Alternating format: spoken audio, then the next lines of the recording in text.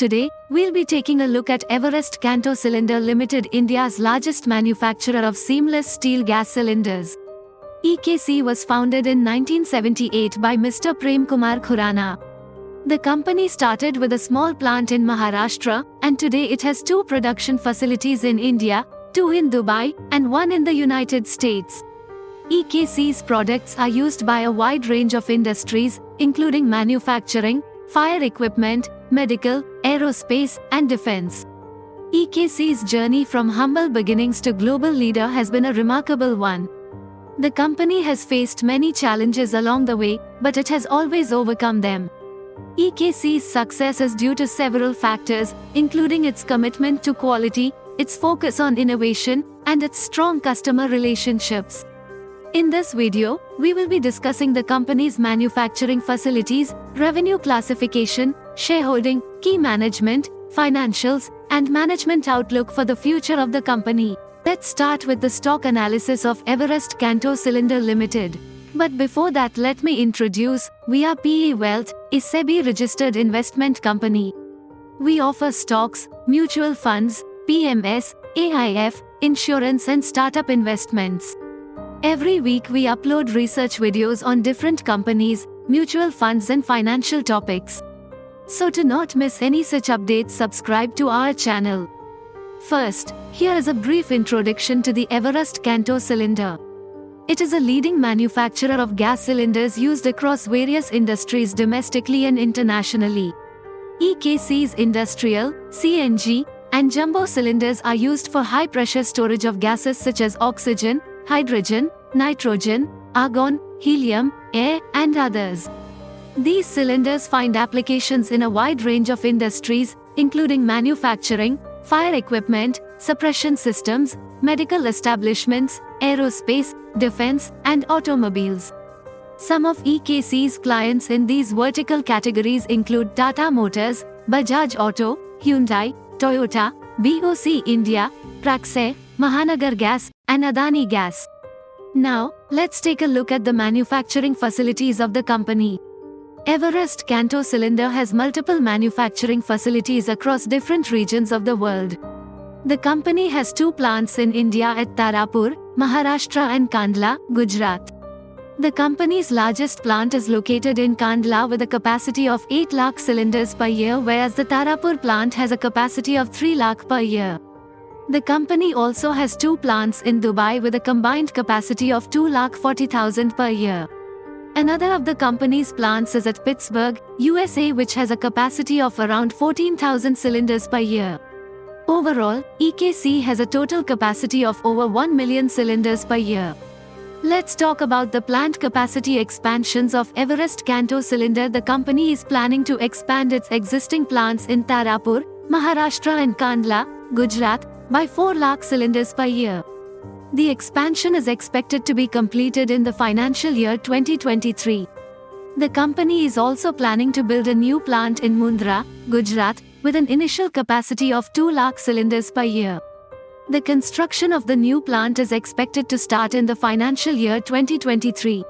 The company is also planning to set up a greenfield manufacturing facility in Hungary with a capacity of 2,40,000 cylinders per year. The plant capacity expansions are in line with the company's strategy to expand its market share in the growing gas cylinder market.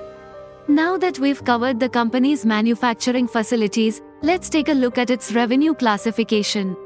The pie chart shows that the largest segment is cylinders, which accounts for 95.09% of the total revenue. This is followed by castor oil with 3.23%, stores, spares, and consumables with 0.64%, and others with 1.03%. The others category is a catch-all for revenue from any other sources. This could include things like sales of used cylinders, rental income, or interest from investments. Now, let's analyze the product breakup of cylinders for the financial year 2022. The pie chart shows that the largest segment is CNG cylinders, which account for 56.98% of the total cylinders. This is followed by industrial cylinders with 26.63%, jumbo cylinders with 11.71%, and trading sales with 4.68%. The large share of CNG cylinders suggests that these are the most popular type of cylinders sold by EKC. The smaller shares of industrial cylinders and jumbo cylinders suggest that these are not as popular, but they still account for a significant portion of the company's sales. The trading sales category refers to cylinders that are sold by EKC but were not manufactured by the company. Now, we will be analyzing the revenue percent based on the geography for the financial year 2023. The pie chart shows that the largest share of revenue comes from within India, at 74.56%. This is followed by the United Arab Emirates at 13.48%, the United States of America and Hungary at 11.39%, and others at 0.58%. We've seen how the company's revenue is classified by product and geography. Now, let's take a look at its shareholding structure. The pie chart shows that the promoters hold 67.39% of the shares, while the public holds 32.61%. This means that the promoters have a significant majority stake in the company. We've seen who owns the company. Now, let's introduce the company's key management team, as they are responsible for the overall governance of the company and ensuring that it operates responsibly and ethically. The current executive chairman of the board is Pushkar Khurana.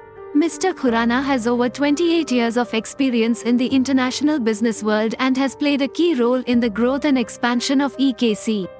He is a graduate of Mumbai University and has also completed a course in business management from the United States. The managing director of EKC is Puneet Khurana. Mr. Khurana has over 17 years of experience in the manufacturing industry and has held various leadership positions. He is a graduate of Mumbai University and has an MBA from the European University of Montreux. We've met the team that's running the company. Now, let's take a look at its financial performance. As you can see in the table, EKC's operating income has grown steadily over the past 10 years. In March 2014, the company's operating income was 490.64 crores. By March 2023, it had grown to 1274.49 crores. This represents a compound annual growth rate, CAGR, of 10%. There are a few factors that have contributed to EKC's growth.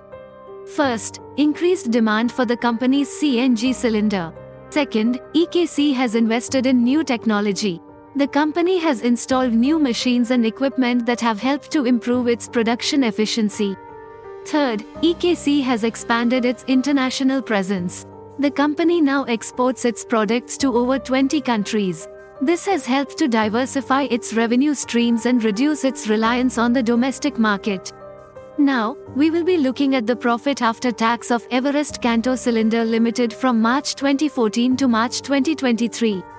As you can see in the table, EKC's PAT has been volatile over the past 10 years. There have been several years where the company has made a significant profit, but there have also been several years where the company has made a loss.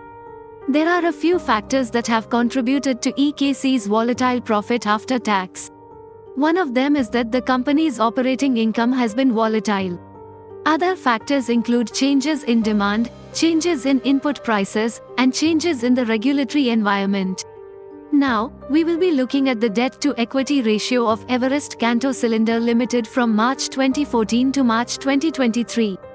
As you can see in the table, EKC's debt-to-equity ratio has been declining over the past 7 years. This is a positive sign for the company. It shows that EKC is becoming less reliant on debt and is financing its operations more with equity. There are a few reasons why EKC's debt-to-equity ratio has been declining. One of them is that the company has been generating strong cash flow from operations.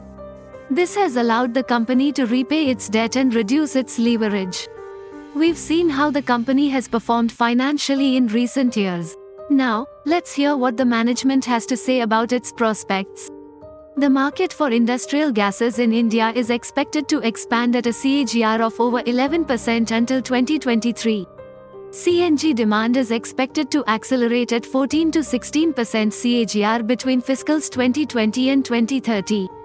Key drivers include the central government's goal to expand gases portion of India's entire energy mix to 15% by 2030 from 6%. Key growth focuses on the expansion of sales for the CNG cylinders driven by increased demand from the automobile sector, which includes passenger vehicles and commercial vehicles.